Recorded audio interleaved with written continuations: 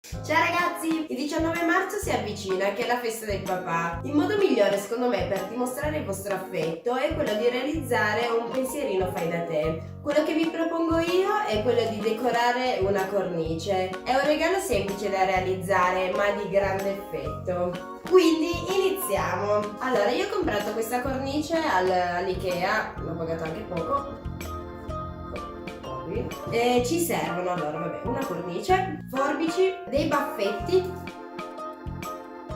che io ho stampato, ma visto che la mia cornice è nera li ho colorati di rosso e così fa lo stacco. Poi ho disegnato su un cartoncino una cravatta che andrò a ritagliare, ma ho piegato il foglio in due parti, perché poi quando l'attaccheremo si potrà alzare, dentro ci sarà la nostra letterina e poi attaccheremo alla nostra cornice anche dei dadi, tutto questo con la colla a caldo. Il regalo lo metteremo dentro un sacchettino, perché non possiamo fare un regalo senza una confezione, e metteremo sopra un papillon che ho disegnato prima sul cartoncino. Allora, ritagliamo.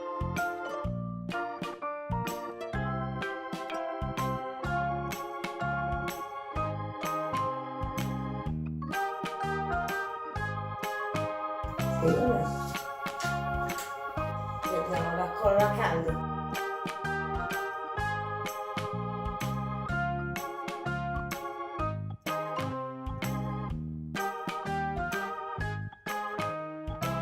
Ora scriviamo all'interno della nostra cravatta quello che vogliamo dire al nostro papà.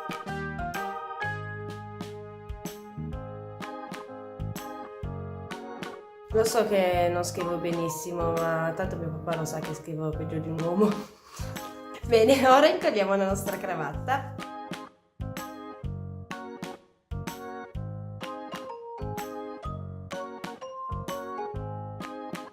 Ecco una foto recente di me e mio papà che andrò a mettere nella cornice che ho preparato per lui.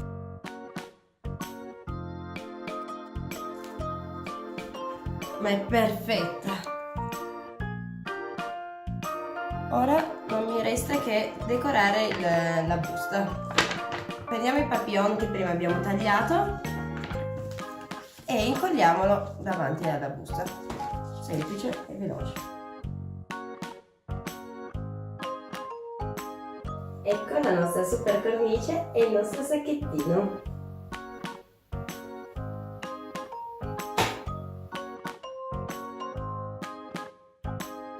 Spero che questa idea regalo vi sia piaciuta e vi possa essere utile. Intanto vi saluto e auguri a tutti i papà.